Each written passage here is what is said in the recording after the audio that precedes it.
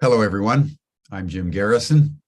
I want to welcome you to this session of Humanity Rising as we begin our fourth of 5 programs on the experience of American Black men in our world today, as part of a larger conversation that we've been convening since the beginning of the year on the meta issue of apology. Apologies we need to receive, apologies we need to give, apologies to the earth. All of us are aware of the fragility of our world situation. We're aware of the critical moment in which we find ourselves, as quite literally we all teeter on the precipice of ecological turbulence and the possibility of over 1 million species, including the human species, going extinct, given what's happening around the world, particularly in terms of climate. And yet, as we look around the world, we see violence almost everywhere. And we need to understand that as deeply as we can. The violence in the United States was brought into sharp relief again yesterday with the funeral of Tyre Nichols, a young man who was beaten to death about 2 weeks ago by police officers in Memphis, Tennessee. Al Sharpton and Vice President Kamala Harris were among those who provided eulogies. Al Sharpton made the point that it was not far from where Tyre Nichols was beaten to death, that on the 4th of April, 1968, Martin Luther King was assassinated. And it was because of the civil rights movement then and the subsequent pressure on governments at the local, state, and federal levels that the opportunities arose for the 5 Black police officers, including the Black woman who's the chief of police there in Memphis, to have the opportunity to become police officers. And he really challenged the audience and challenged all of us to think very deeply about what is really happening in America, given the events around Tyre Nichols. So we wanted to just bring that in today as we start. Humanity Rising likes to take note of world events as they're transpiring to inform the deliberations that we have around issues of real gravity in our world today. Because humanity can't rise unless we look deeply into the human soul and ask fundamental questions about why we're treating each other with such extraordinary destructiveness, including our precious earth. There are no real answers to this, so we convene these discussions in the Socratic spirit of deep questioning, deep inquiry, in the spirit of truth pursued, not truth possessed. But unless we ask the questions, we won't even begin to discern the pathway to an illumination that can only be opened up through the questions that we ask. So it's in that spirit that we've convened this program this week. Before we dive in to our session, let us pause, as we always do, to simply breathe together. In a moment, you'll hear the sound of a bell. When you hear that bell, just breathe in, just very slowly for about 5.5 seconds. You'll hear another bell, and then just breathe out for about 5.5 seconds. We'll take 10 breaths together, and then we'll commence our program. Thank you, everyone.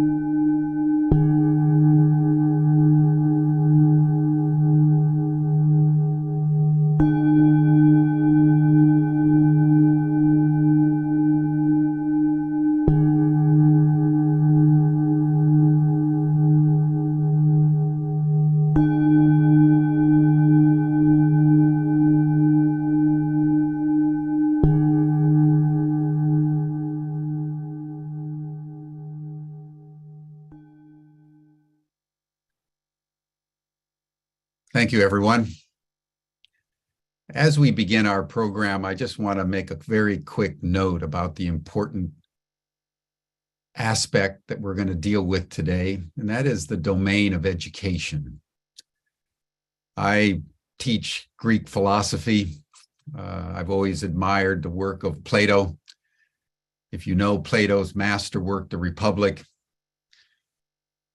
in that work, Socrates makes the assertion that revolution seldom comes by the violent overthrow of an old regime or through coercive force. The true revolution, he said, was the way we educate the next generation, because it is the shaping of the mind, the shaping of worldview, the shaping of attitudes and behavior among the young. That is the kind of revolution that changes the world, and the kind of revolution that can be transacted simply through teaching. It's in that spirit of valuing education that I'm delighted to introduce my good friend and colleague, Dr. Karoy Ferguson, who's convened this 5-day program along with a number of others here at Humanity Rising. You know him very well. He's a clinical psychologist, trained and with a PhD from Bowdoin College, now a tenured professor at the University of Massachusetts in Boston, and for over 30 years has been the president or co-president of the Association of Humanistic Psychology. He's written many books and articles, is ceaselessly active on the behalf of human evolution and the larger development, what Plato called the enlargement of our souls. So, Cuff, I really want to thank you for everything you've done to convene this panel and support Humanity Rising, and I turn the program over to you. Thank you, Jim. It's really a pleasure to always be on Humanity Rising and to bring together some voices that, at least in my view, matter, and that they can share their perspectives on various topics. So thank you for this opportunity to bring some more voices onto this platform.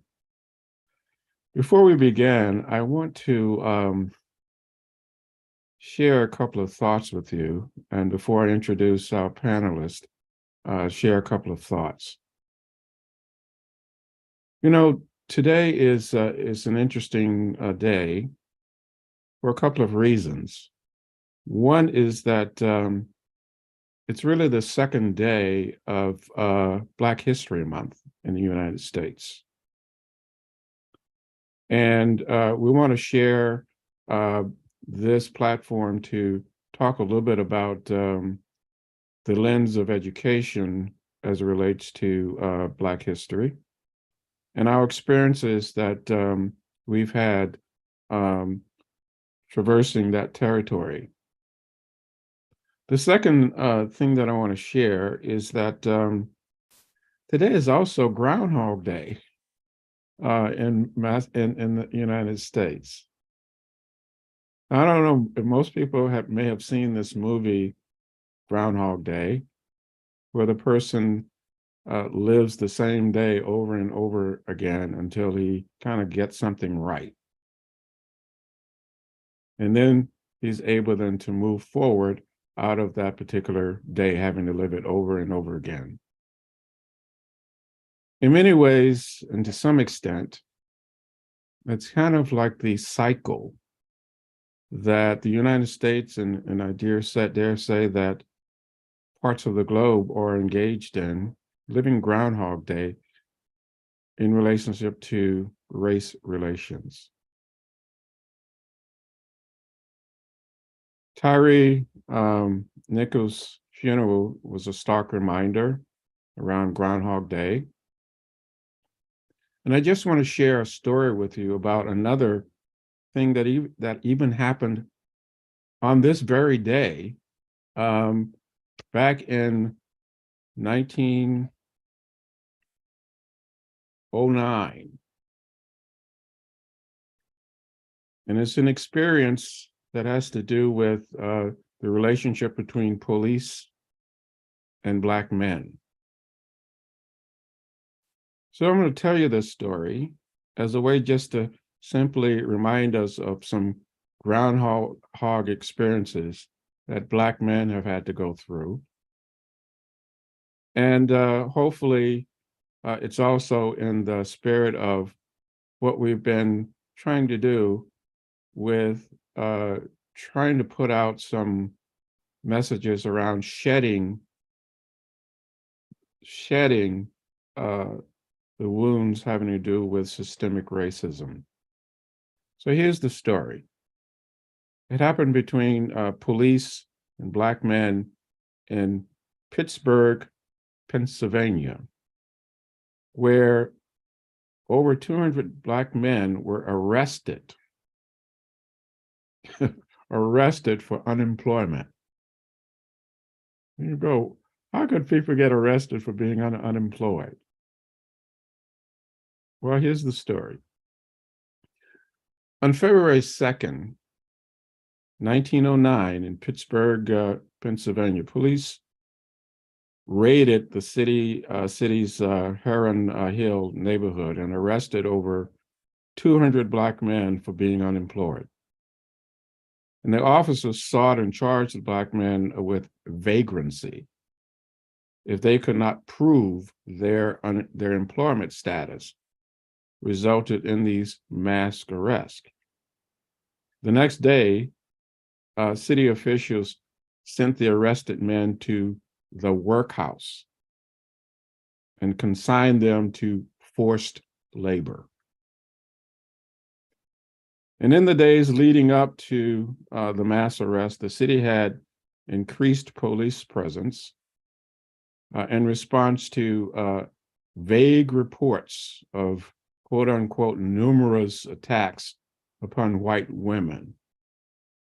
And while there was little evidence to substantiate these claims and no formal investigation into any reported offense, the deep racial hostility burdening Black people with what's called a presumption of guilt and dangerousness made Pittsburgh police immediately consider these vague accusations as a reason to target Black men. Now, in response, without any evidence of or particular suspects, the police indiscriminately raided every Black home in the neighborhood, arresting every Black man they could find who could not provide proof of employment. And these men had not committed any crime. They were simply unemployed, as were many white people in the city as well. But due to their race, however, these Black men's unemployment led to arrest, vagrancy charges, and forced labor was the name of the game.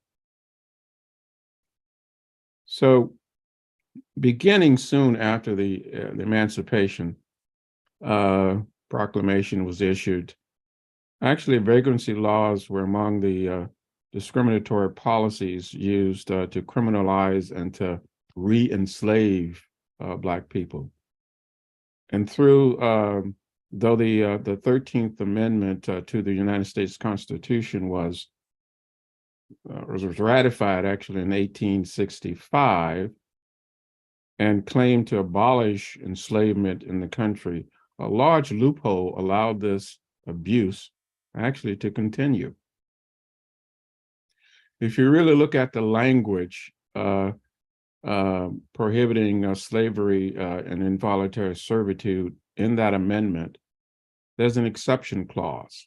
It's called exception as a punishment for crime. And so soon after the end of the Civil War, lots of Southern states, state legislatures, they quickly passed what we'll call these black laws, black codes.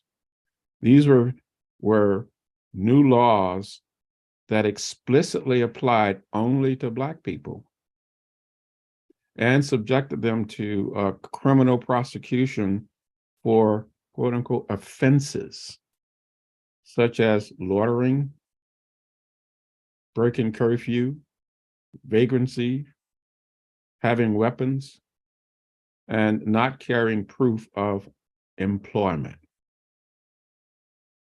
So as Black people then got the message, they started migrating to the North in increasing numbers to escape this racial terror and unjust laws and limited opportunity. But northern cities also began to pass new laws too, and to apply existing ones in discriminatory ways to ensure Black people were maintained in certain positions. Systemic racism. These mass arrests in Pittsburgh, therefore, were kind of one example of the way Black people were re-enslaved for decades after the end of slavery in America. So I share that story just simply to say that it's just an example of the history of racial injustices in this country that's living a Groundhog Day over and over and over again, these racial injustices. Now, one of the things that we've said, and it's been said in many ways, is that education may be a way to break some of these shackles, this racial injustice. Education as a pathway. And so we want to talk about that pathway today. What's interesting before we get into our conversation is there's another note of interest. We're on Zoom right now, and in honor of Black History Month, I just want to call in that there was a Black woman who was actually responsible for us being able to have these Zoom conversations. Her name was Marion.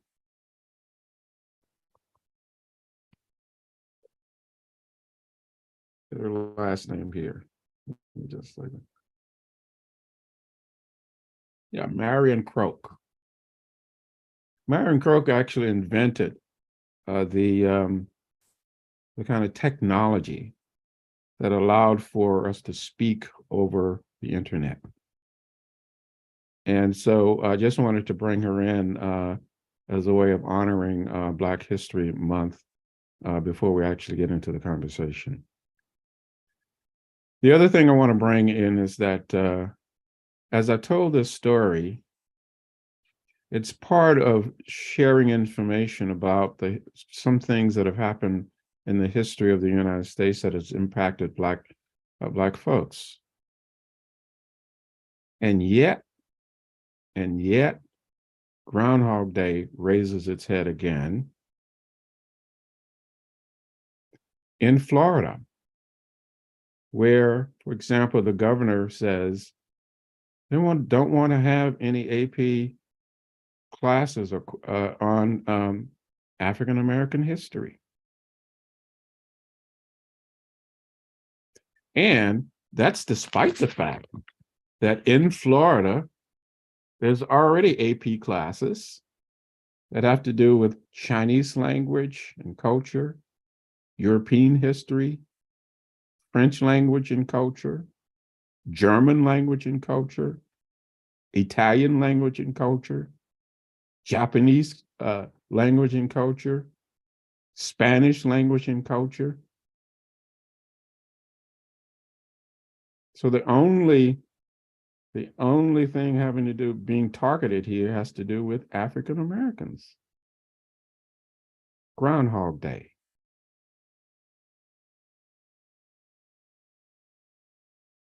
So I'm going to leave it at that.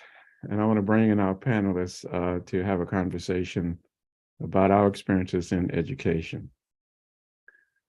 So as I do, I want you to, for guys to open up your camera so we can see you. Okay. So here are some buddies of mine. And we all have attended the same college in different years. And I wanted to invite them as a part of having a conversation with them around what our individual and collective experiences have been at this particular college. First person on the panel is Dr. Michael Owens. He's actually a physician executive and practicing physician with more than 40 years of experience as the former and 20 years with the latter, whose range of experience extends from hands-on clinical care, taking care of the poor, to being a corporate 100 vice president and senior physician executive in public health entities. So Dr. Owen is also an entrepreneurial and extrapreneur expert, and who has functioned as a turnaround consultant, operational officer, and executive officer with particular predilections for organizations serving Medicaid and other governmentally funded entities. So he has an MD, an MPH in hospital administration from Yale University School of Medicine and Public Health.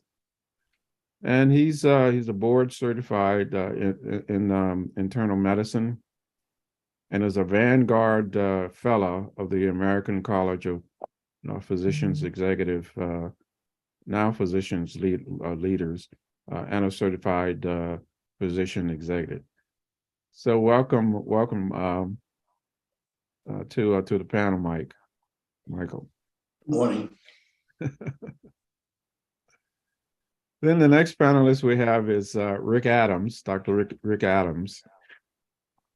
And he's an administrator at the Community College of Allegheny County, and he's been there for about 36 years. And at the college, he has served as an assistant dean, an assistant vice president, and special assistant to the college president. He's currently president of Primary Care Health Services, Inc., which operates ambulatory care centers in Allegheny County. He's a chairman of the board of directors of the Institute of the Black World, 21st Century. And as we all are here, we also are members of the inaugural Bowdoin College Black Alumni Association. In fact, Michael is the president of this association. And so through a lifelong commitment to community, Rick has served variously on a number of the Pittsburgh Human Relations Commissions, and he's been an elected member of the Pittsburgh School Board, radio talk show host for over 25 years. And he also writes some periodicals in the periodic column called Just a Thought. So he's done just enormous work in major parts of the world, and he's in government also. And earned his master's and PhD in that regard. So welcome, Rick. Welcome. And then finally, we have on our panel today Eric Bell. Eric is a New Yorker, and he grew up in a neighborhood that, in some ways, was very challenging. But for over 25 years, Eric has been an advocate for children and families living in impoverished situations.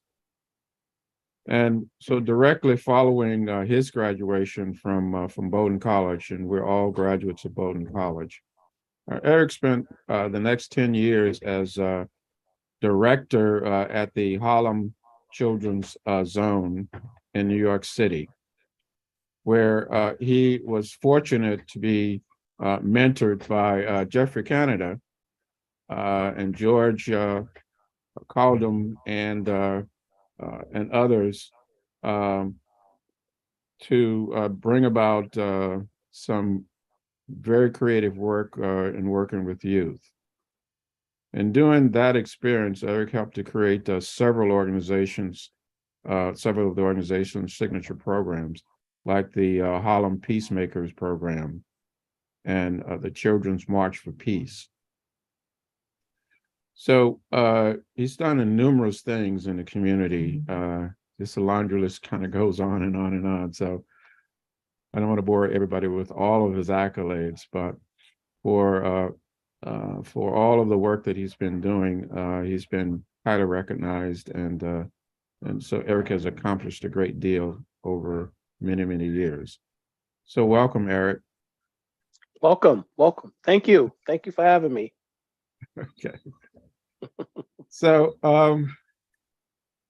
we are all Bowdoin alumni. So I wanted to sort of begin our conversation in a very kind of casual way about how we got to Bowdoin. What were our unique experiences for our journey to Bowdoin, and then we'll talk a little bit about what our experiences were like. So who want to, Michael, you want to start us off with that? Well, I'm one of seven children. Tell us your graduation year too, so we know where I came up the same year as Rick, although I will never be as eloquently loquacious as Rick. I came out in '73. I'm one of seven children. My father was a cook in the Coast Guard. My mother was an LVN, but she actually had severe lupus and was blind and paralyzed intermittently throughout most of my childhood. I moved 5 times as a result of my father being in the Coast Guard. I went to 2 different high schools. So I moved 5 times by the time I was like 16. Came to Bowdoin because they had a really good recruiter. And I could cut a class as a senior in high school. So I went to the Bowdoin presentation. And so I went to 2 different high schools, as I mentioned, one which was in Massachusetts. And he basically boiled down to Bowdoin College. They sold me on the John Westbourne story. At that point, there was some debate in 1973 whether Westbourne was the first or what was his lineage in terms of African Americans graduating from college in the United States. He sold me on the legacy that he was early on. I figured, well, if he can get out in 1826, I can probably get out of this place. And then they offered me, I was really fortunate, they offered me at that time, there was General Motors National Scholarships offered at about 50 schools in the country where if you were named General Motors National Scholar for your class, you got that tuition covered for 4 years. They offered me that scholarship to be the General Motors National Scholar for my class. And I looked at that and said, well, hell, if you're gonna So I applied early decision to Bowdoin College, got an early decision, and decided that I would go off to the middle of the Maine woods, which was at that time was all male, and I challenged the sanity of that for a number of years. But that's how I got to Bowdoin. Okay. Thank you. How about you, Rick? How did you end up at Bowdoin? Well, interestingly, I grew up and reside in Pittsburgh, and Cuff, when you mentioned the story you did at the opening about the unemployed Black folk in the Hill District. I grew up in the east part of the city, home with Brushton. Went to Westinghouse High School, which was a high school that had 3,000 students and maybe 10 white students. So that was a major experience and one that I'm forever grateful for. But when I decided I was going to school, and my dad from the beginning said, "You're going to school. Education's the answer." I remember him bringing to my attention Booker T. Washington, Du Bois, and even though he hadn't attended college, I'm not sure if he had any college at that time, he eventually got what amounted to a Bachelor of Arts degree. But he always said education is the key. So I took that in. He in fact made me promise I would graduate and graduate on time. I mean, he had a very specific plan. He was like meticulous like that. But one day, spokesperson, recruiter, former Bowdoin student, Mr. Fred Clybacker. I'll never forget this guy. So here comes in this white gentleman, I'm checking him out as a high school student, Bowdoin College. Okay, never heard of it. What is it about? The things I picked up out of that meeting was that if I maintained my grades, I would never have to leave for financial reasons. Well, Pops told me all the time, after high school, you either get a scholarship, you go to work, or you work your way through school while you're working, or you go to the military. Well, I wasn't going to the military.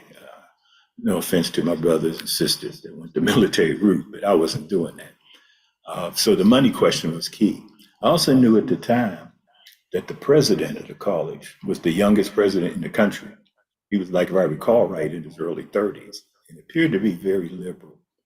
So on purpose, I decided to not go to a Black school.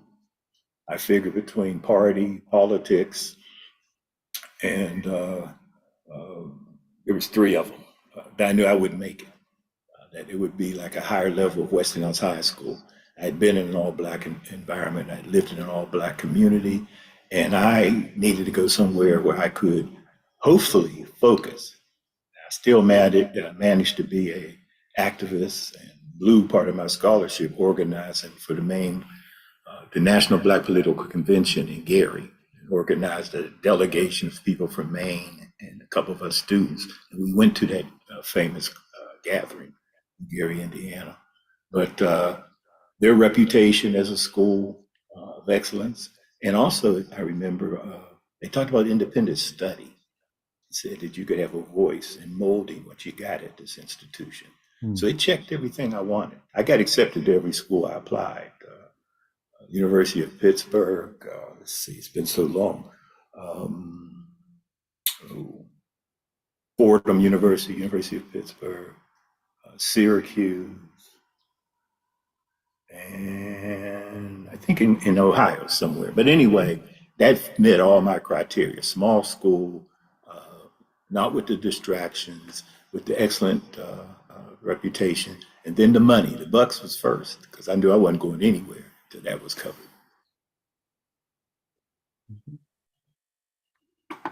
Yeah.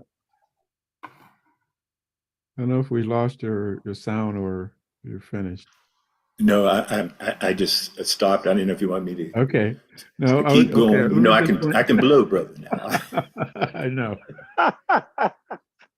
But we all can. We can all wax on when we put our minds to it. I'm so honored to Eric, be how here. did you end up? How did you end up at Bowdoin? I ended up at Bowdoin by a mistake. And let me explain.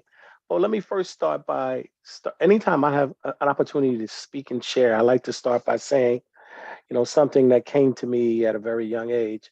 When it looked like the sun wasn't going to shine anymore, God put a rainbow in the cloud. And I'll talk a little bit about what that means to me. So, I mean, here's the story. It was 1988. I'm a basketball player at a private school in New York City called the Dwight School. And we're playing in one of the in-year tournaments. We were initially scheduled to play at 7 o'clock because we were, if you were a betting man, we were supposed to be the underdog. But the night before, on a Saturday, it was a 2-day tournament. So we were kind of like the fill-in. We pulled one of the best upsets ever. And we ended up playing the 9:30 game as opposed to a 7 o'clock game. But that became important because the basketball coach at Bowdoin, he was actually coming. This was my junior year. He was coming to recruit a kid who was in his senior year. His name was Dennis Jacoby, at a school called Collegiate in New York City on Upper West Side Manhattan. And he actually by accident got there early and saw my game. You know, it just so happened to be probably the best game I ever played in high school basketball. I defended somebody who was 7 feet tall. I'm only 6'3". We pulled one of the greatest upsets. And I remember after the game, we were so fired up. We were just so excited. I remember my high school coach coming to me and saying, "Hey, Eric, there's a coach here from a school called Bowdoin College. He wants to talk to you." Listen, I'm just a kid from Harlem who had big dreams. I remember he was like, I'm talking to my friends on the team. I'm like, from Bowdoin, man, I'm going to North Carolina. If it's not Jim Boeheim at Syracuse or or Dean Smith, I don't have no time to talk to him. Totally outrageous thoughts and expectations.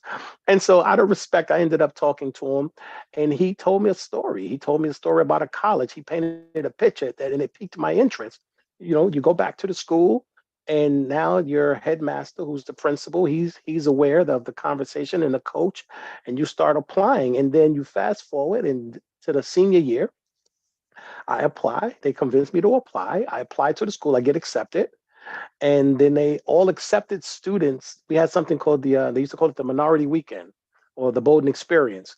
And so all accepted students get a chance before they make their final decision to fly up and spend an all expense paid weekend at the college. And so you're talking to a kid who has never not slept at home. So you're going to put me on a flight, put me, my senior year, on a college campus and let me live the college experience for 72 hours. I went up there and the place turned me out. I went up there and I just saw people happy. I saw energy. I saw intelligence. I saw, I tell folks, I remember walking across a street and a car stopped for me. And there was like a duel. He stopped, I stopped. I took one step, he stopped. I took another step because, I'm from New York City. We don't really trust a lot of people. So I just thought he was setting me up to run me over. And then so, ended up fast forwarding and, just said that, hey, I still had a few other college offers. I mean, college opportunities. But I'm like my colleagues here. In my mafia voice, Bowdoin made me a offer I couldn't refuse. We had no money growing up. I think tuition at the time back in 1989 was $25,000. Bowdoin said they would give me 28. I'm like, no, it was only 25. They said, we're going to give you 1,500 a semester for life so that you can live. They told that to my mother. My mother said, well, the choice is made. We now know where you're going to school because we had there was no contribution coming from home. And so they kind of made me an offer I couldn't refuse. And I went there and learned a lot. That's how I got there. All right. I need to just, if I could, I need to just throw something out that's important that I really should have said that really was ordinal in my upbringing in the value of education. My father had a 6th grade formal education. My mother had an 8th grade formal education. As I said, my dad was a cook in the Coast Guard, and I used to play with the captain of the base's son who was in my class. My father put me in with him. Told me I couldn't do that because I was playing with the officer's son. And he had this huge pot, you could crawl in kind of size of pot. And he was cleaning it out, literally almost inside of it. And he gave me a pot. Almost, relatively proportionate, big enough for me to crawl in.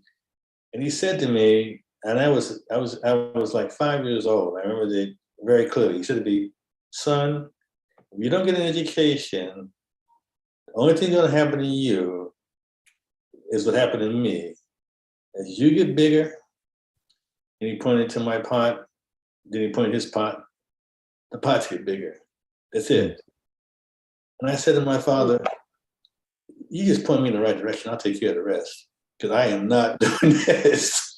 And then I stopped because I thought, oh my God, what did I just say to my father? And he just started laughing. He said, good, you understand.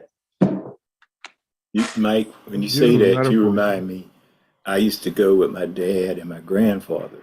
My grandfather would stoke furnaces in different buildings and in a few businesses. And on occasion, they let me get a hold of that buffer machine. And I remember that thing had me jumping and they had to yell and say, let go of it. I didn't know what to do with this thing. But the greater lesson was even later as a teenager, well, actually going to Bowdoin. And in the summers, I would work at PPG, fiberglass research. Had nothing to do with me as a social scientist. I'm pursuing government or political science and Afro-American studies, a double major. And I observed a couple things. One, every year they just gave me more money because I did another year in college. So I was like, let's not forget this. It doesn't even relate. They don't know. I haven't said I'm coming here to work or anything, but I'm earning something. It's confirming what my dad and others had said in my family about the importance of education. But the other thing, Mike, you reminded me, I got a hold of one of them big industrial mops with a 4-foot tail or something on it. It was so heavy. And I remember one thing I remember about my grandfather. If he grabbed your hand, he had a grip like a vice. He had an arm like Popeye. And I often wondered, where did he get that arm? Well, about 15, 20 minutes, half hour, no more than an hour with that mop. I said, I'll never do this. I know one thing, wherever I'm going, education or not, I'm not doing this. This is hard work.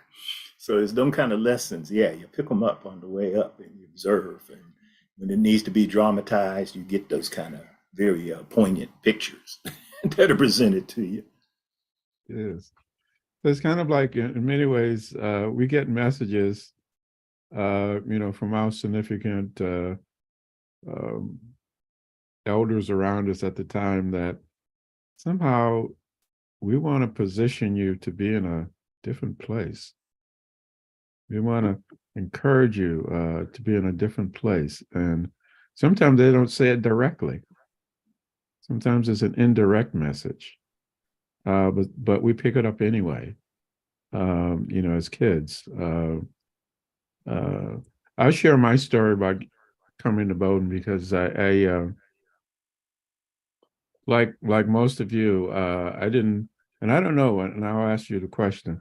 Had you all ever heard of Bowdoin before?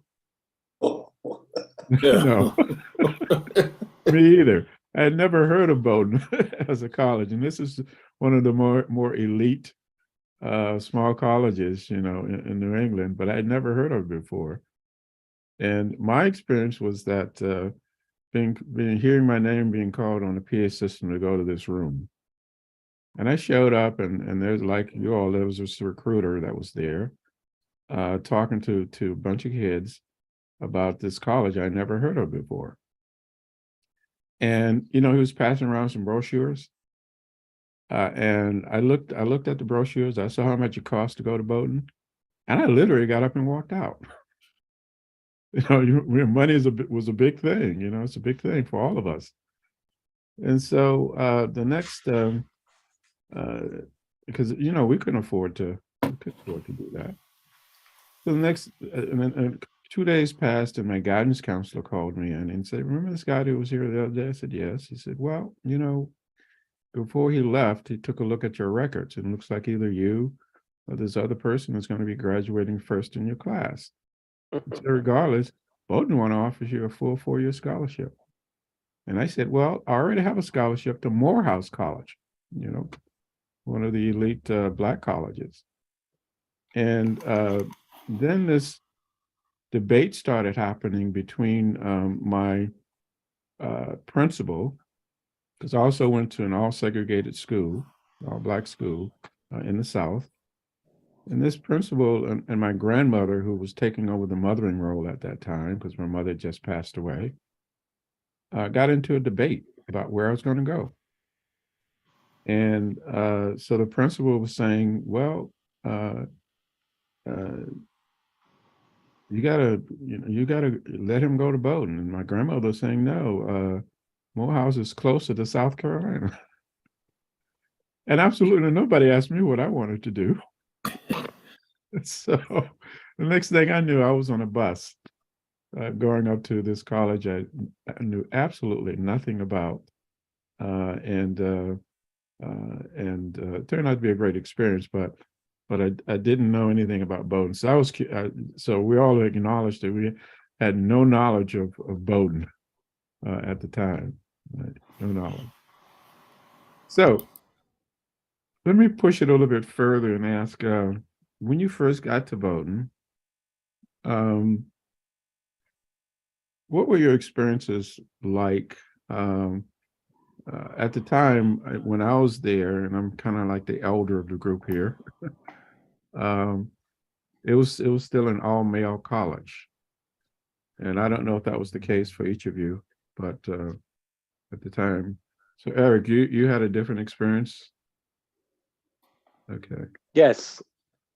Yes, we did. We had women on the campus. I think they came in 75, right? If I'm not mistaken, or 74, something like that. I'm not sure.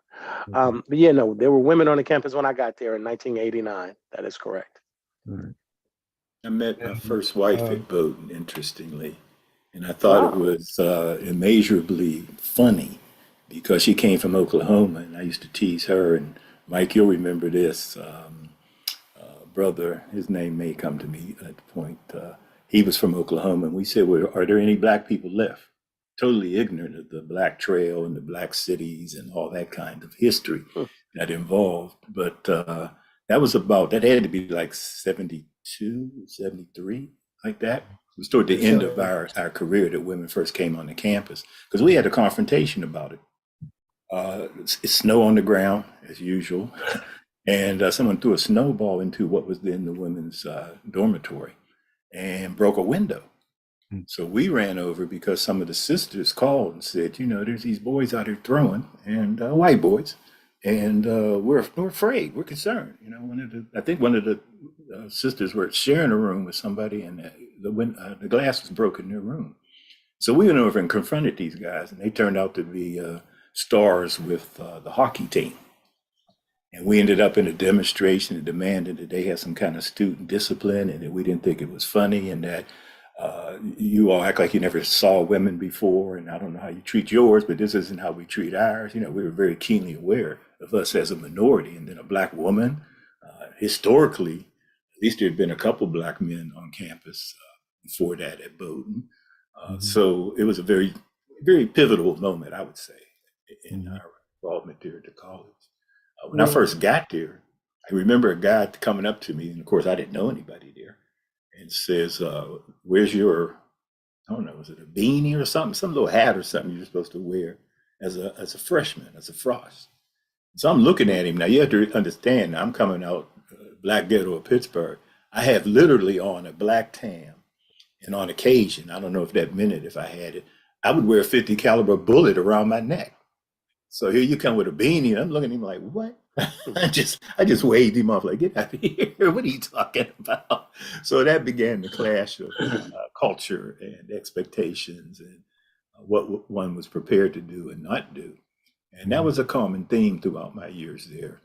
A good friend that Mike certainly knows, because we share the same class out of Newark, New Jersey.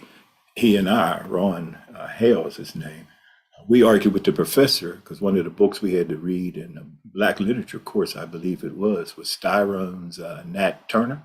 And so we expressed great not discomfort. We were like angry, and particularly the part where Nat supposedly had dreams about, in effect, molesting the young girl of the plantation owner. And we said, well, what is this? That's made up. Why would you do such a thing? What if someone wrote a book and said something like that about George Washington or Thomas Jefferson? So we got in a big argument, and the professor wanted to argue about the prose and the dialect and how it worked and how authentic it seemed and the good storytelling level. And we conceded all of that. We just said, would you take one of your heroes and countenance them doing that to them? So it was always that kind of clash, and we pushed in the envelope. I was fortunate to do with at least 4 of the brothers, a independent study, as I mentioned earlier, on Afro-American studies. And in effect, what we did, we designed the first interdisciplinary African-American studies program at Bowdoin College. That was part of our coursework. And so that was immensely helpful later in life as I confronted things in the community around public schools, and certainly at the Community College of Allegheny County, where I spent 36 years. So that, variously, I was an affirmative action officer, diversity and inclusion and equity, and that whole fight about should you include equity, isn't inclusion enough? So if not overtly, in the underground sense, it was a political struggle all the time about defining what is and what was the proper way to deal with those issues of social concern. So Bowdoin was pretty dichotomous, Go I ahead. think. One of my experience coming onto the campus was pretty dichotomous. It ranged from, I was a chemistry major. I remember being in my freshman chemistry class. The school was only 250 in the class at that point. My freshman chemistry class had 60 students in it, 9 of whom were Black. In the first semester, there were only 2 Black people still left in chemistry. Basically because the preparation that many people had was not sufficient to really be competitive. And there was nothing in the way of preparing people for the kind of brutality of the sciences at Bowdoin is how I describe it. I got lucky. The chairman of the department liked me, became a surrogate father for me, in essence, in a very real sense of the word. I tutored chemistry and physics. I was a chemistry lab technician as a sophomore. I tutored all the African American pre-meds who were there, were tutored by me my senior year in my work study program. So you have that wonderful experience. And then you have two other sort of parallel universes. I joined a fraternity. Ron Hale, the guy who Rick just mentioned, myself and another student, Greg Leary, were the first 3 Black people to integrate Peak International as a fraternity, Delta Kappa Epsilon as a fraternity. Was in that, found out that didn't work for us. I was in that for 2 years, bounced out of that. And then the African American Student Association was very strong. It was new, it was very strong. We got the African American House was established while we were there. If you did not show up for African American students meeting, they came to your door, knocked on your door and said, "Brother, we have a meeting." And you come into the meeting. And one of the things I remember quite clearly was having people come to my room one night, knock on the door, tell me I had to go to a meeting. At the front of the group was a legendary leader, subsequent leader named Rasuli Lewis, who was in my chemistry class, one of the tutors of Eric, and said, "You coming to the meeting?" I said, "We have a chemistry test tomorrow." And he said, "We have a chemistry test tomorrow?" I said, "Yes, we have a chemistry test tomorrow." And he just turned everybody around and said, "Let's go." And they all just left. And then, it's sort of like, but the spirit of the institution was like, you have to be where we are unless you have a reason to not be where we want you to be for this meeting. That same group also, Rick mentioned our senior year, demonstration at the hockey rink was not the only part of that equation that took place, okay? Demonstration at the hockey rink, when they did that with the Sisters in the Thread, was a silent demonstration. Hockey is a big thing in Bowdoin. It is the sport, okay? So when they came out of the hockey rink and the Black students were lining the pathway out of the hockey rink and no one said a word to anyone, it wigged the campus out. We also went, they were in a fraternity. We also stormed that fraternity. Literally stormed that fraternity, walked in there, lined the hallway up to the second floor of landing of their fraternity, and said, "Either cough up the victim, the perpetrators of this issue, or we will be back."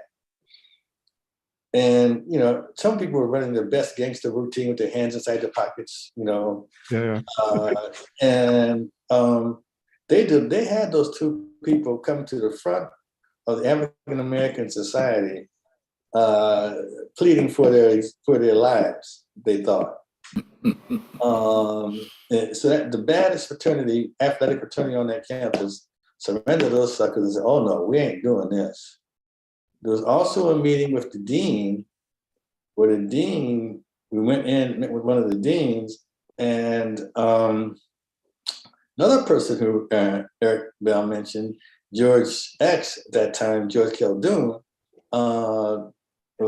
helped negotiate with the dean that they're going to do something about this activity with these students.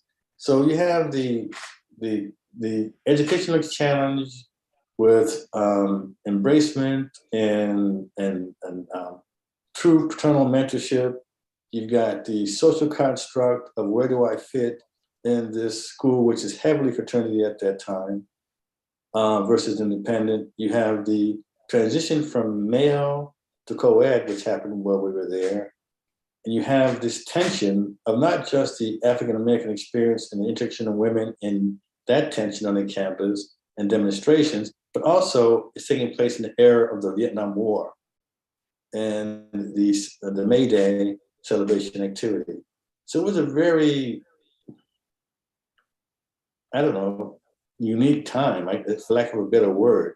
You have all these different variables, sometimes seeming to be at odds with each other, happening in the same cauldron as this blend of the experience while you're trying to figure out, what am I even doing in the middle of the woods, in this elite institution where I am happy that I get food, shelter, education, and the best food I ever tasted, because Bowdoin College is the best food in the country. Yeah, that's true. Best food I ever tasted, the brightest people I ever met, Black and otherwise. At the same time, we got all the no women, trying to figure out what that's all about. It was a pretty wild time. It's a wild time. During that time, Kent State, the students were shot at Kent State, and at Jackson State in the South, Black students. And it was a social, cultural, recreational weekend. And the student body canceled it and put the money in the buses to Washington, D.C. And I jumped on with the clothes on my back and 9 cents in my pocket. And I don't think I even took an ID. And I went to D.C. Of course, my parents, when I called, let them know where I was, they were very upset about that. I remember telling my mother, she said, "They're shooting students." And I said, "Well, no, there's going to be a whole bunch of white students down here and tens of thousands, if not more." I said, "I don't think there'll be any confrontation like that, but we're making ourselves heard." I mean, it was a unique time. You know, the SDS was there. The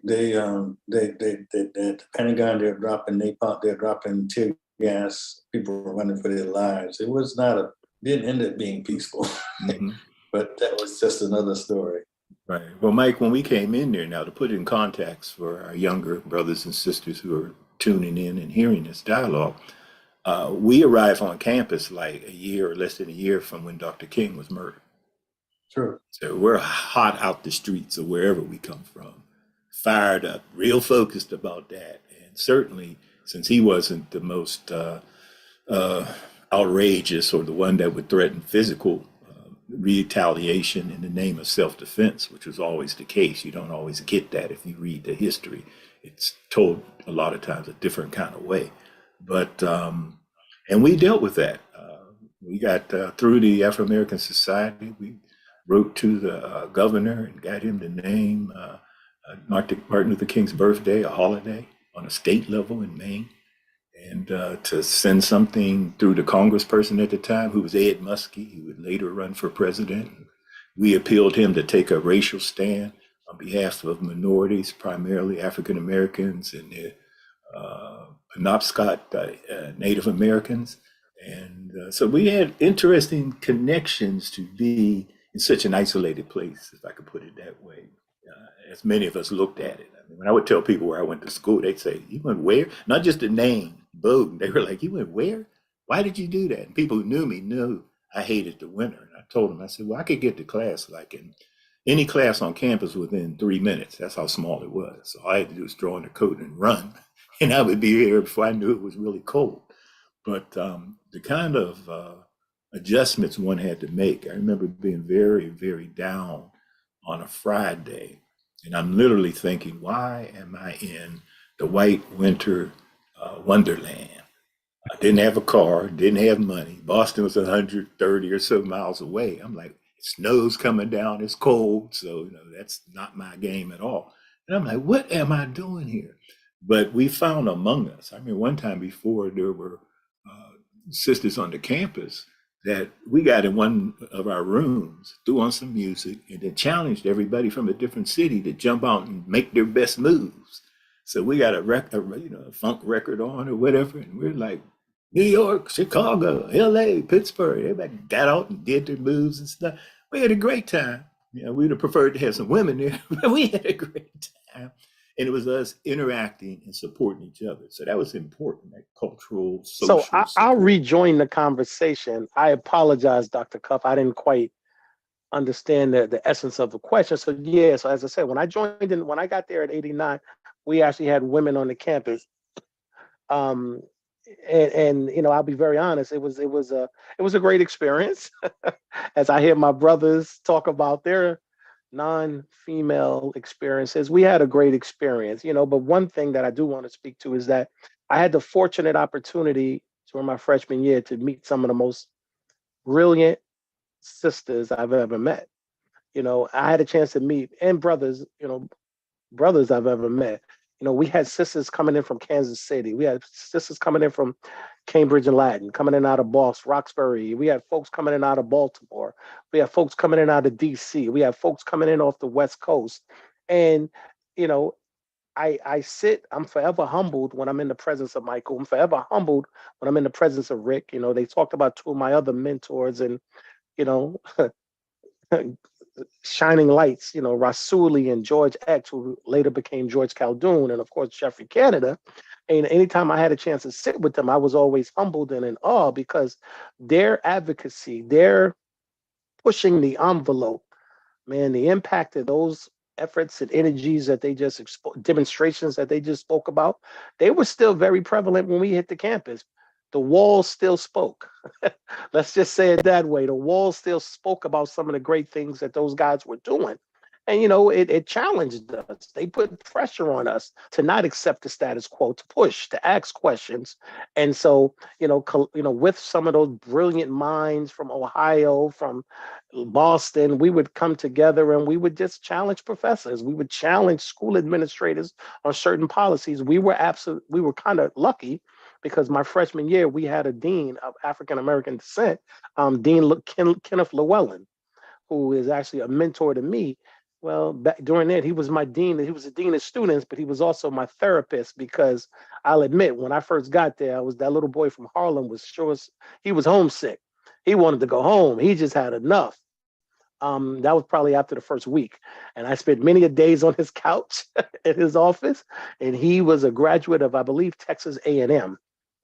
And he used to tell me stories and helped me to understand about time and just biding your time and, capitalizing on this opportunity. Just like some of the things he used to share with me was just so inspirational. And he was just a very great help to me. As I said before, when it looked like the sun wasn't going to shine anymore, God put a rainbow in the cloud.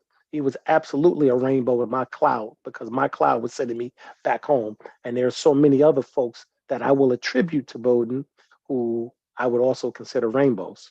I just kind of want to add that, throw that in there. Thank you so much, Eric. One of the things that's striking me, and it's also was a part of my experience too, but how when as Black men, we get introduced into that kind of environment, we see the systems things at play, and we have to do something about it. Yes. We're called to do something about it, and all of our experiences in one way or another has to do with how we, even though we went there to get an education, we ended up educating folks around us. I wrote a paper on that. Around some of the systems things that were not working for us. And that was I wrote that my senior year, Dr. Cuff, educating while getting an education. That was exactly the title of a paper I wrote. Is that right? English, absolutely. Right. Yeah, it was. I said They need to pay me for this. Exactly. I mean, my There's also my the experience was the thing that I got my early, because I go way back when it was completely all male. And I'm a graduate of 68, so I got there in 64. My experience was that first of all, you could count the number of Black males on campus at that time on less than 2 hands. That's how many Black males were on campus at that time. And the other experience was that everything was organized around fraternity life. And if you didn't belong to a fraternity, then you belonged to this group called the Independents, and they acted just like a fraternity. GD, independent. Yeah.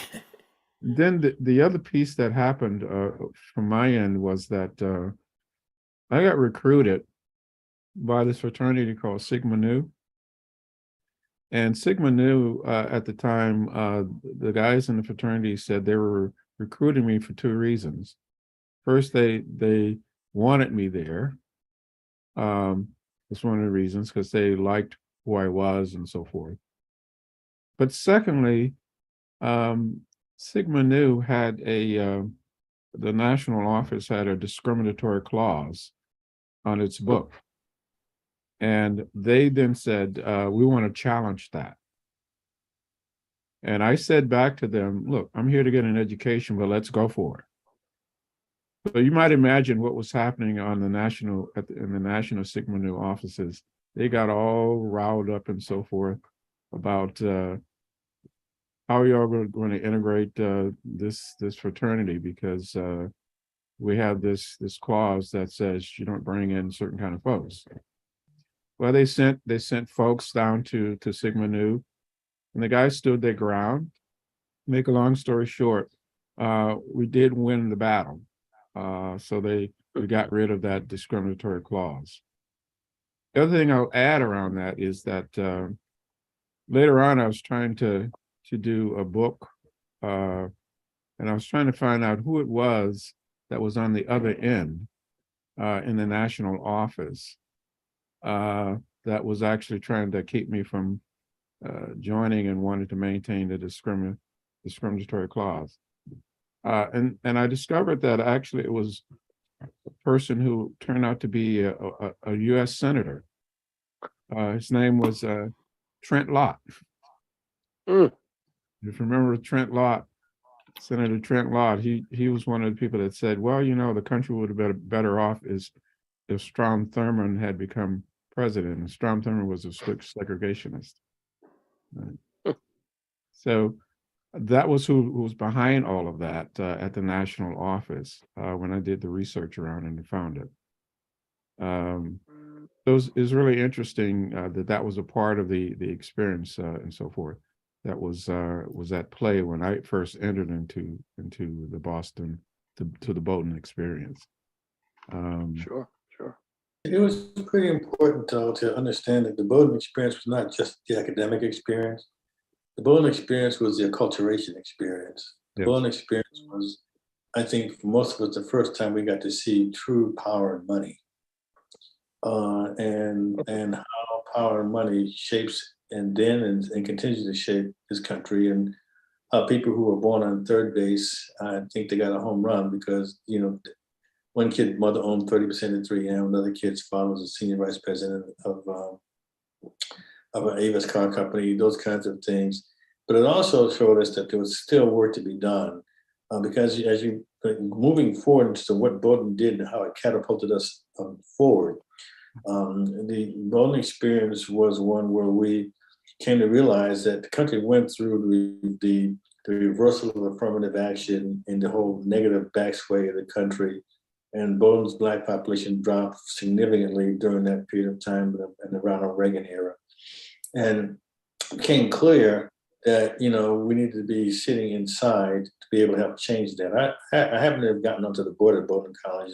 I was on the board of Bowdoin College for 17 years, during which time I spent most of that time advocating for retrenchment and reinvigoration of Bowdoin's commitment to the Black American, the Black diaspora experience. And I learned how to navigate those pathways by being at the college itself. I learned the power of network by being on that board itself. We have given birth to the Bowdoin College Black Alumni Association specifically because of the fact that the power of network and the power and just knowing what might be able to be, the power of possibility comes from the power of network. And so the ability for us to say to younger people and ourselves, frankly, you know, we have power if we pick up the phone, if we do the email, if we do the communication. We have this kind of dialogue. The ability to have this came together through a network. So the whole purpose and power of the acculturation experience at Bowdoin, seeing how power, politics, and money truly intersect, was an important part of the Bowdoin experience for me. My daughter went to Bowdoin, my niece went to Bowdoin. You know, I'm you know, Eric's got that big Bowdoin banner behind him. I got Bowdoin on my coffee cup. You know, so despite the asynchrony of the experiences, the imprinting of a place like that, you know, and the ability to understand how the world power works was a very important part of the Bowdoin experience, and how it has influenced everything I've done from that time, because also taught you self-education is key. The most important thing you get out of a place like Bowdoin College is critical analytic thinking. So I want to I'd be interested to hear how that has catapulted other people, you know, for the Bowdoin experience and how to help catapult us through our lives. I know we're getting close to our time, but I think that was certainly something I wanted to say about the experience and what it means. Yeah, Eric, Adam, Rick, do you want to chime in on that one, because it is an important perspective to bring into the conversation. How has that experience catapulted you? Eric, you want to go? Or Well, yeah, sure. I'll definitely go. I'm ready. I mean, and I think, Mike, thank you for, you know, that handoff. You know, you're right. Bowdoin taught us to think. You know, here's how the story goes. Senior year, rapidly approaching graduation. Everybody who's about to graduate, you got to go to the Office of Career Services. See, and this is what I learned at Bowdoin. How are some people living this way? See, I was doing, it felt like by day I was at Bowdoin, but at night I was back in Harlem. So during the breaks, I would go back to Harlem. And like I said, I'm from a household where throughout the course of my 4 years at college, we didn't even have a home phone. Half of my friends didn't have home phones, you know, because we couldn't afford to keep the bill. We were dealing with poverty at a high level. So I just had questions. And so, you know, I remember toward my college years, how did some of these kids get Mercedes? Like, what was happening in this society? What was happening in the world? How can some people have this and some don't? So I remember that meeting at the Office of Career Services, and, you know, speaking to the counselor, and I was, you know, they was like, well, what do you want to do? I want to go home. And I want to work with children and families, because, you know, somehow this is just not right. They gave me the name of a person who obviously forever changed my life. They gave me the name of Jeffrey Canada. They said, give this guy a call and have a conversation. I went there, and back to the networking piece, right? Jeff is the Bowdoin guy. And so I go there in the month of April over spring break in my senior year. I give Jeff a call. I sit down with him. 2 hours later, my head is hurting. I'm absolutely overwhelmed, but I also left that conversation with a job offer that when you graduate, you come home. And so I graduated on a Saturday in May. 2 days later, on that Monday morning, June 1st of 1993, I reported to work. So I did my undergraduate work at Bowdoin, and I started doing my master's and PhD work when I was immediately put under Rasuli's tutelage as my supervisor. In the office next door to me was George Calhoun, and Jeff Canada was right down the hall. So every day I would sit in the room with these brilliant, beautiful Black men who were telling me about the struggle, telling me about the world, who were teaching me.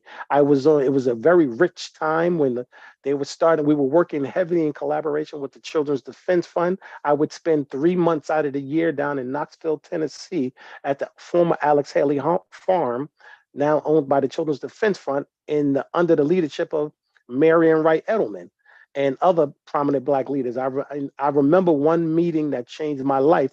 I was sitting at a table. To my left was Marion Wright Edelman. To my right was Cornel West. Jeff Canada was 2 people down. I looked a little bit further over. It was Maya Angelou. I'm sitting at a table and I'm hearing these legends talk about our people, talk about the struggle, talk about race relations. And those moments absolutely changed my life. They talked about and they coined the phrase about they saw the work they were doing as preparing a successor generation of leaders because they understood that the change we were looking for, it was going to be a long time coming and it was going to be far and beyond their years. And so what we needed to do was capitalize on this moment and help to prepare a successor generation of leaders and people who were dedicated to the fight and the struggle. And that's kind of how they saw me there. So I was sitting at this table. It changed my life, but it all started with Bowdoin. And it all started with the relationships and the connections. And Bowdoin taught me how to think and exist in that world. Because be crystal clear, the conversation that was happening around me, it was overwhelming, but I was able to keep pace because of my Bowdoin time and some of the professors who challenged me to learn and think outside the box and be a part of that conversation. So it all comes back to Bowdoin, Dr. Cuff. Yeah. Whew. Love Bowdoin and that, brother. networking. Yes, Bowdoin and Yeah. networking. And networking, that's correct. I hit Bowdoin, and I'm coming out the teenage years, male, cocky. Here I am, black male. I'm ready for the world. I know they gunning against me, and I got all kinds of doubts and concerns, but you wouldn't know it by how I would approach and how I would act. But literally, I couldn't wait on one sense. I dreaded it, but I couldn't wait to get in the classroom because I'm like, okay, I'm from the typical inner city, all black school. Am I going to be able to hang with these guys? So I get in there, and to my surprise, I'm like, okay, there's some real sharp cookies here. But then there are some that more or less kind of like where I am. And then there's some that are behind me. So I'm like, okay. I got to compete now. But okay, I'm in the game. And those brothers that you mentioned, Eric, we sat around all kind of conversations. And Jeff tried to get me to come to Reedland at the time, and then what would become Children's Zone. But I always wanted to go home, like you said. I wanted to go back to Pittsburgh, and I felt that economy of scale. I wasn't really feeling New York. I was like, whoa. I was worried to get on the train because I thought King Kong would come and pull us off the train. I mean, I was like, whoa, this isn't my element, maybe. And I definitely wanted to go home. But that feeling that, I left Bowdoin. Now, when I added that piece, because it said, okay, the establishment, the mainstream, the European male, the white man, that, yeah, I'm fully competitive. I'm as good as, and many times better than. And I got an agenda. I got a purpose. I've learned some skills. I have a network of people that think like I think. I'm not a unicorn or anything. There's other folks, George and the people you named, and Mike, and there's a bunch of folks. In fact, I missed you, but Virgil and Bob Johnson and other brothers that were ahead of us when we came in '69, they were some of the most magnificent brothers I ever seen. Harrison Tate, I was like, where y'all come from now? How'd you get so smart? And you're surviving up here. How did you do it? How do you do it? Help me, because the more I look around, I'm feeling like kind of culturally, socially isolated. So once I have that under my belt, from a street experience and from my family's nurturing to this experience outside of the community and the family, I then entered the world. It wasn't a room I didn't walk into that I didn't feel I was equal. I mean, I gave everybody their props, if you're the president of the United States or whatever. But I was at a point, for instance, there's 2 folks that would be, well, one that did become president, one would be. It was Dukakis and Clinton, for various reasons. I had the opportunity to shake their hands. I didn't even shake their hands. I didn't like their political program. I was mad at Dukakis getting on that tank looking like such a wuss. So, and I thought he threw the election away. And then being involved with the Rainbow Coalition, and Eric, you reminded me of something. When we went, I mentioned earlier, we went to the National Black Political Convention. And one of the sisters from Maine that was in the delegation, Jesse Jackson, a bunch of folks were coming down the stairwell in City Hall in Gary. She says, Rick, go up and get we call it a signature autograph from Jesse Jackson. I said, no, I'm not doing that. I'm here for business. I'm not like a groupie or anything like that. I said, I want Jesse Jackson, when he sees me, to say, hey, Rick, how you doing? Well, many years later in the 80s and stuff, and if he sees me now, he says, hey, Rick, how's it going? You know, we know each other. So I was on a Nice. mission, have been on that mission. And again, that kind of ego, you know, I said that in all my cockiness then in 1972, but later for that to be fulfilled, and in fact, for me to be running his campaign in Western Pennsylvania in '88 and being on the National Rainbow Board, push board for a couple years, and being state chair in the Rainbow, and then all the other connections, as you mentioned, Eric, I've been so blessed through that. One of the persons that I met later would meet again was from New York, had the Apollo. His name's getting away from me. It'll come to me. He was Malcolm X's lawyer. And I remember asking him very clearly, I said, who killed Malcolm X? And he kind of, I mean, he gave me a non-answer. It kind of put me off, but the way he didn't even deal with it, I said, okay, he knows something he just doesn't want to say. And, I can't think of that brother's name. Please forgive me. Had the goatee, very sharp dressing brother out of Harlem. But, well, not Rasuli, that's another one. But anyway, to just be in those kind of places so that you could say, not only was I in their presence, but we sat on boards and in strategy meetings in '88 to plot how an African American will become president. And in fact, laid the groundwork for what President Obama did. I mean, when we won in the South and beat Gephardt and Gore and a couple other white Congress people, that primary was built for a white male to win that. And Jesse just about won the whole thing. He just swept the South and showed the power of the black vote. Well, you know, how did I get to even the sense that I could be involved in a room with that kind of thing? Percy Sutton's the brother's name I was trying to think of. That I could be in those rooms with these folks and be able to contribute.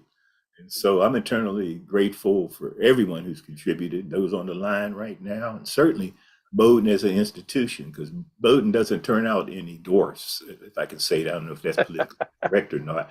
But, you know, you come out a giant.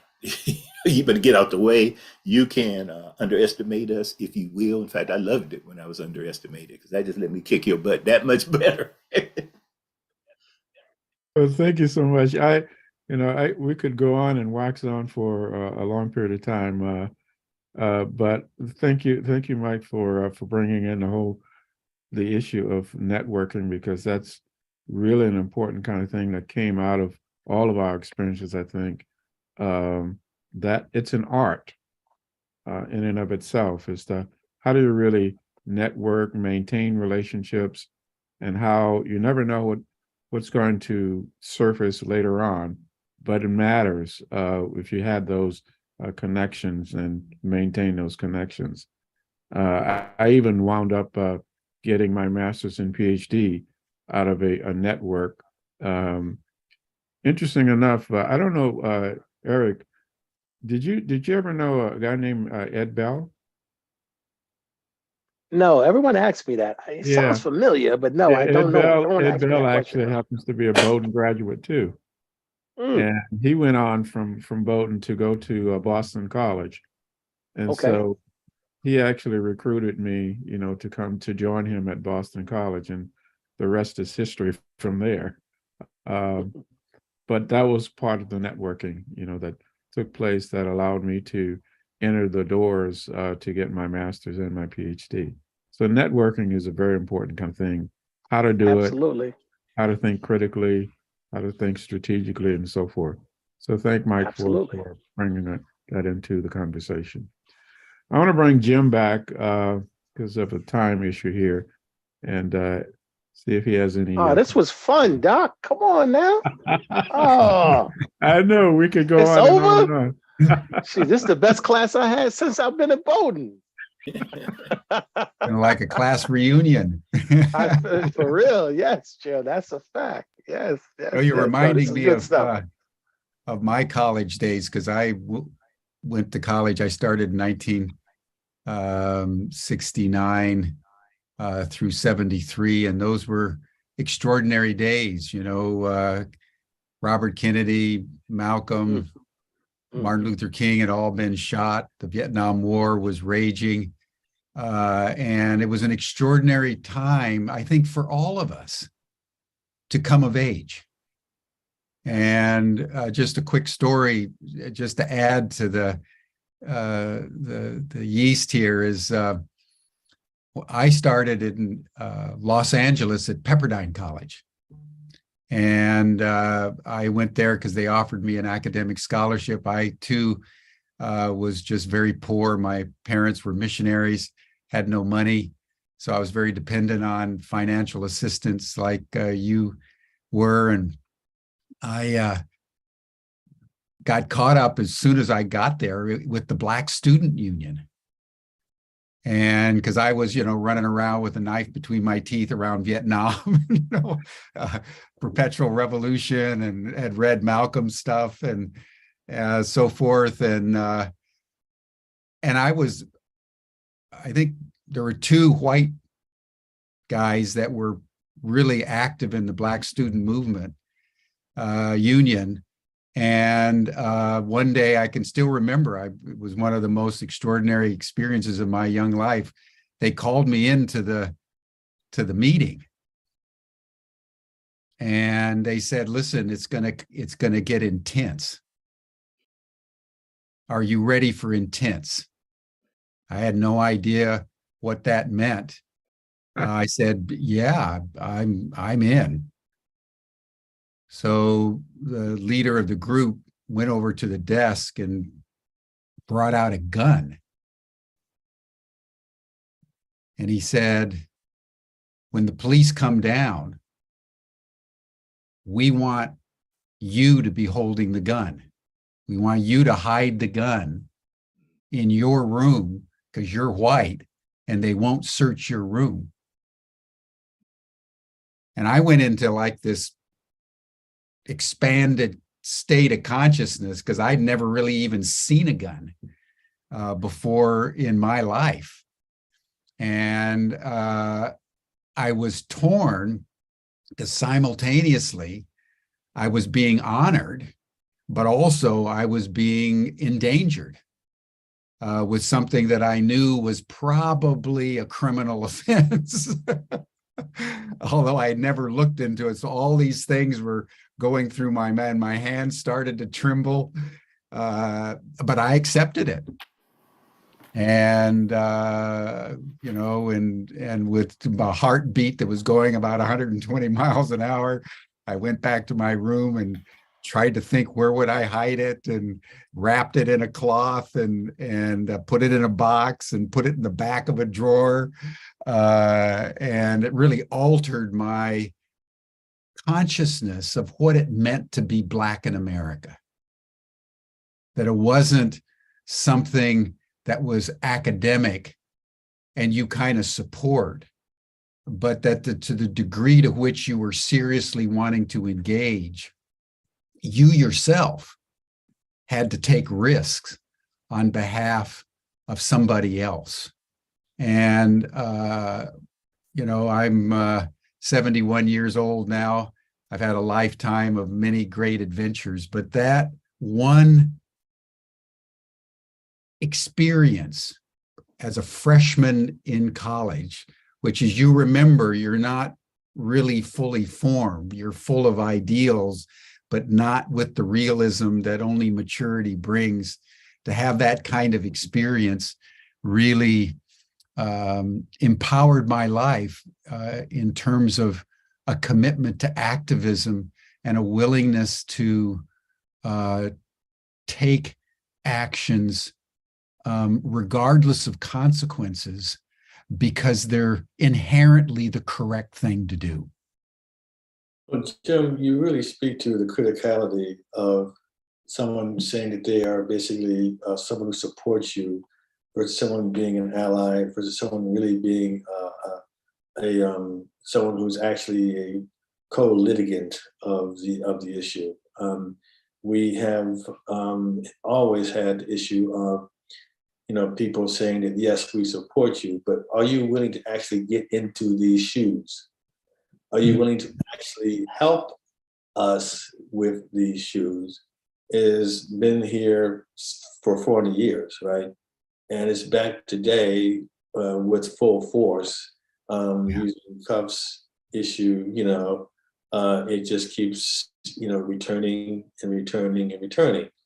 So the challenge we have for all of you who are on this call with us is when and how prepared are you to have your Jim Garrison moments? When are you prepared to actually not just be the emotional support, but when are you willing to go into harm's way with us as necessary in order to help the better good?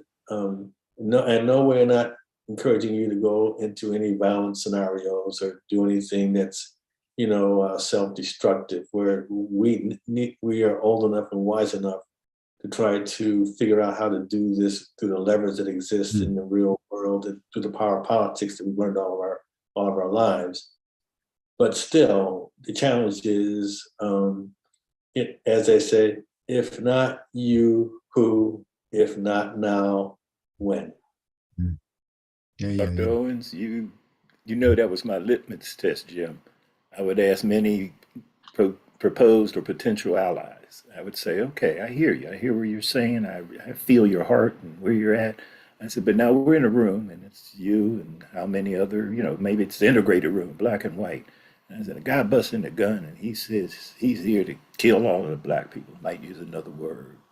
And you black people all on one side of the room. Are you going to stay on the side and use your card? You can get out of it. I got a white card. I'm staying on this side of the room. And I said, I'm not passing the judgment because I challenged myself like that. I always say what I would do. But until you're in that spot, what do you do? Yeah. The lion become a pussycat when confronted with, in stark, no ambiguous terms. This is a threat to you. Not so much it doesn't have to be death, but it might be a career decision, might be a political decision if you're involved in politics or communication, celebrity. Sometimes there's things that come up. Today, a lot of times it could be the LGBTQIA issue, the trans issue, that folks who are so-called straight, I hate that term, but where you gonna stand? It's always easy to cop out. Well, that's not me. I was just here. I don't have nothing to do with that. So I applaud you, and I'm glad for this opportunity. And I read the values of ubiquity, and it hits all the right notes, So I'm just glad to have been able to participate. And I've been reading some of the comments in the chat, and very interesting what people have proposed. A few questions I wish we had had time to get to, but very strong. And that's been, I think, all of our points, if I may be so bold, as Bowdoin brothers, that we wanted to change the world. And we wanted to leave a map so other people could follow it, because, I might say I'm going to live to be 150, but in the back of my mind, I know that's kind of doubtful. But in any event, when I do leave, there'll be something. I don't want to leave breadcrumbs. I want to leave, if not a bread factory, then at least a loaf of bread for people to follow. Yeah. Well put. Well, I'll just simply say this. After our homecoming weekend, we had an event. And Rick, I saw you on the dance floor. Brother, you and Michael, y'all got a lot of life. Y'all are nowhere near the end of this journey. So you might see 150. I don't know. The way that you were on that dance floor, man, you young men got a lot of life. Dr. Mike was out there too. That's what I said. You and Dr. Mike. I saw Cuff moving his feet a little bit. I don't think nobody seen him, but I seen him. He's trying to be slick, I know those brothers from back in the day, they'd be like kind of standing by maybe where the drinks were or the records were, or just along the wall, and they eyeing out somebody. Next thing you know, they on the floor and got a dance partner. So I just wanted to share this really quickly. This young man here this is Rasuli Lewis. He's a classmate of, and you heard his name, Gerald Lewis, Rasuli Lewis. I think we all spoke about him. He was, when I graduated Bowdoin, he was my immediate supervisor. He was a father figure. He was my big brother. He was my mentor. He was my griot. And he is the one who I attribute so much of my development to. I will be honest enough to say, before today's conversation, I spoke to him. We talked. and he helped me to kind of frame my thoughts, and just always, he wanted me to leave everybody remember with this thought that to whom much is given, much is expected. And so much has been given to us, so much opportunities have been passed our way, and we expect, in the spirit of each one teach one, we expect those greatness to be passed on to a successive generation. This is my big guy. This is my man, Russell Lee Lewis. I love him. I love him. I love him. I pray for him every day. Mine too. He's in the that hallowed area grounds that I know people like Jesse Jackson, Marion Barry, who else, who left college to go do work in the community, to join the movement. He's one, and to his credit, he came back many years later and completed that degree. But he left. Yes, he felt did. his mission was to be there doing the political organizing in the 70s. And was doing it on such a level that I wish he was here for himself to tell that entire story. But there's a march, and Eric, you got to let me know when that march comes around that's named in his honor in Harlem, because I'd like to be there if I can at all swing it. Absolutely, absolutely. So, Cuff, do you want to make any closing comments and then tee up our final session tomorrow? Yes, I just wanted to thank my Bowdoin brothers for joining in this conversation. Wonderful thoughts, and it was great actually just trying to reminisce a little bit with all of you about that educational lens and how we've traversed that and taken it into the future to try to make a difference in our own lives and in the lives of others that enter into our life space. I was reminded from parts of the conversation that there are different kind of messages that we get along the way, and all of them are important. Jim, your experience that you had reminded me of during that time there were two messages that were at play that were important and necessary. One of the messages was coming from MLK, Martin Luther King, and the other one was from Malcolm X. One was about, well, let's see if we can do some transformation through non-violent means. Malcolm was saying, by any means necessary. And that created what I call like a creative tension, which was necessary in order to spur a conversation about dignity, about human beingness, about being able to shape one's future. And so as we move on to our last conversation tomorrow, we want to get involved with the conversation about visions for the future. And I invited some folks to come and join us and just to share what they think might be some visions for the future as we try to shed the shackles of systemic racism. Well, when you call Dr. Cuff, we will be there. You know that. When Dr. Cuff call, we will be there. All right. Oh, Bowdoin. Thank you, guys. Michael, Rick, it's always a pleasure, Big Brothers. I hope to see you guys soon. Thank you all so much. And that brings us to a close, everyone. You're welcome to the after session chat group. You'll see the link in the chat box that Stan has just put up. We welcome your comments as always, and we'll see you again tomorrow for our 5th and final session of the Black Male Experience in America. Thanks so much, Cuff, Right. Michael, Thank you. Eric. Bye-bye.